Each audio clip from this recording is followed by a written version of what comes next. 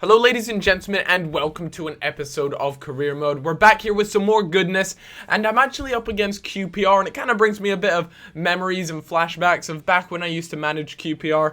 That was my very first Career Mode series. It was so much fun. I had an amazing time managing them, and they don't nearly have as many players, new players as I did with them. I mean, I had so much fun playing with QPR. Brought in the likes of Muriel. I made Muriel this absolute hero and legend, but things move on, people change, and it was time for something new. So I'm here with Liverpool, trying to do the same with Liverpool, and first step in that is picking up a win against QPR. These are the sort of games that we need to get 3 points out of, and that's exactly what I went into this game doing. But they kind of slowed me down from achieving what I wanted to get in this goal, as Remy there gets a headed goal, really nice as well. Sturridge should have finished that, but unfortunately it was offside. I honestly thought their right back kept Sturridge onside, but it wasn't meant to be. A nice lofted ball through to Aubameyang. It leaves Aubameyang with plenty of space down that side, cuts inside, actually gets a shot off, but unfortunately that didn't go into the back of the net. And another shot there from Sturridge, which didn't end up going into the net, which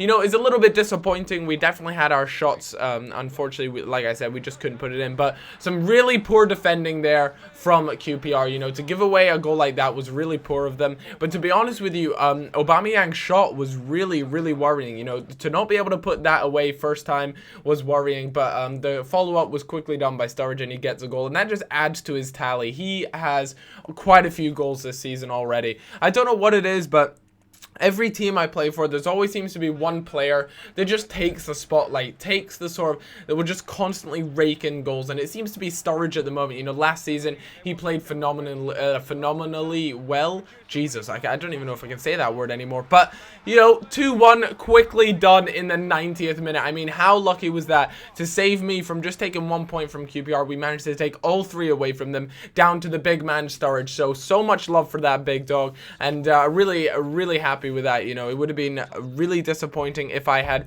just taken 1 point off QPR. So 3 points is really crucial, and I decided to simulate the World Cup qualifiers. It was against Venezuela, and Rondon actually scores in the 9th minute, but Martinez there in the 17th minute makes it level.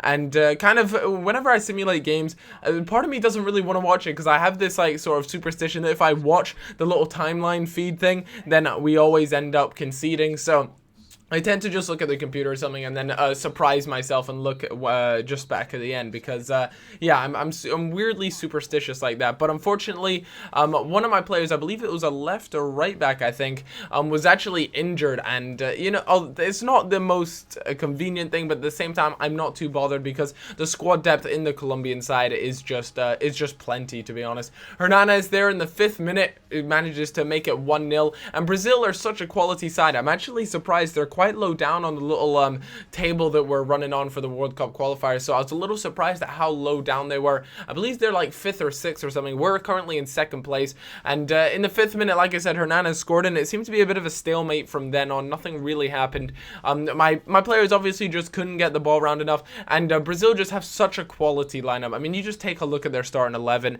They are just unreal. I'm surprised they actually started Michel Bastos, though. I'm pretty sure there's a few other players I'd rather start. Rather have the likes of Alexander Pato and things like that starting as a striker, and then maybe Neymar on the wing or something. But it's the way they decided to play Brazil. And I had a game against Manchester United, and to any Liverpool fans or even Manchester United fans, a game, this particular fixture is a big one. This is a crucial fixture. It's in the league. Last time we played them was in the Carling Cup, or the Capital One Cup, I should say now, sorry. And this is always just a big clash of the Titans, really tough game for both teams. And yeah, this was going to be a big game. Last time we played them was in the Capital One Cup, and we actually lost to them. It was in the early rounds, so I have to admit I was disappointed with that, but I wanted revenge. I need to do well in this game. I know my team is capable of it. I mean, you just take a look at right at the beginning of the season where we beat Real Madrid 5-0. Get slapped, son. I was really happy with that result. I'm still chuffed about it. To win that Copa Europe was just so cool. And someone in the comments said, I think because EA aren't allowed to use the tournament names, they often have to disguise it with something else. For example, the Euro League instead of the Champions Cup instead of the Champions League, that sort of thing. So they have to change the name about it, and supposedly it's called the Super Cup or something like that instead of Copa Europe. So I'm not entirely sure what the deal is with that. But at the end of the day, we won a trophy, and trophies are always awesome to have. But we go 1-0 up. very early on, and I did say a few episodes ago that I seem to score quite a few goals really early on, and Sturridge there, I think it was a second-minute goal again. And there, I should have spotted the player out in the far right, but I didn't do it. I was a bit of tunnel vision kind of took over me, and I didn't pass it out wide right. I also decided to start Zaha, mainly because Zaha used to play for Manchester United, and I really wanted him just to get involved and make sure he came out of this game with a win, so that you know, it's kind of like a middle finger sort of thing. You know, it's like I managed to do this, but a really wonderful goal there from Aubameyang. A bit of the old step over skills, manages to get him past the defender, a really tight gap as well, that's what she said, and a fantastic finish from Aubameyang. So overall, really happy with that. We go into halftime 2-0 up. I mean, you can't really ask for more. You really can't. To be at Old Trafford, to be 2-0 up at halftime, that is just wonderful. But some more fantastic football as we managed to get shots off, and that's what I'm noticing about this season more than anything, is that we're getting shots off.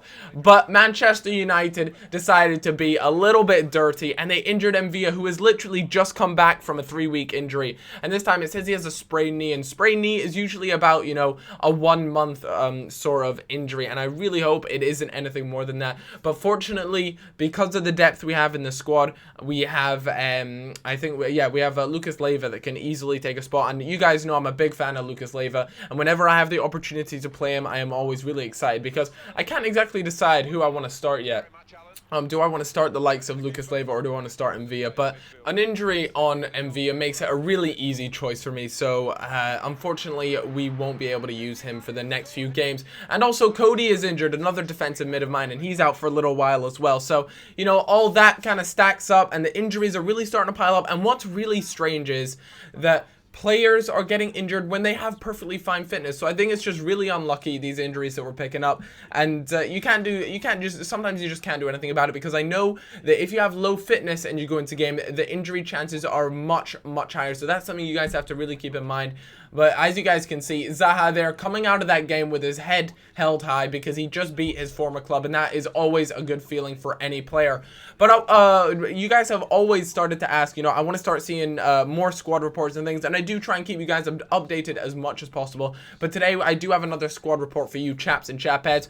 All right, there going up by +1, Walker going up by +2, and I'll try my best, guys, to remember that for the next squad report, I'll remember to show you guys the particular stats, because as you guys can see at the moment on the right hand side, it's just some of the weird sort of stats that don't really matter too much. So I want to show you guys, you know, their actual abilities and the stats there. But I mean, if you guys just take a look at what's happening to the club, it is actually going really well. There's no player there that is really jumped up by a tremendous amount, but the likes of Wisdom, who has already gone up +3, he's 77 rated right now, and I really think he has got a lot more to show. So I'm going to keep playing him as much as possible. Unfortunately, Alberto Massi is injured for 9 months. I think we still have 7 months left on his injury, so he hasn't been able to progress or anything like that. So when he comes back, I am excited to see how he does. But overall, the team is performing very well. I honestly think we have a really good shot at challenging for the title this season. But more importantly, I want to do well in that Champions League. And I don't know, whenever I say Champions League, I kind of want to have that,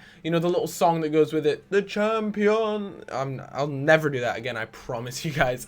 But Danny Wilson going up +1. Munaye in there going +1. He's injured at the moment as well. So like I said, there's no one there with a tremendous amount of growth. But you guys can really expect that to happen over the entire season. So it'll be exciting to see what happens and how it all goes down. But until then, guys, I'll see you all in a little bit. Hope you have all had a fantastic day today, and don't forget, there is Champions League football going on tonight, so you guys better glue your eyes to that TV and enjoy some quality football. Until then, I'll see you guys in a little bit. Bye bye.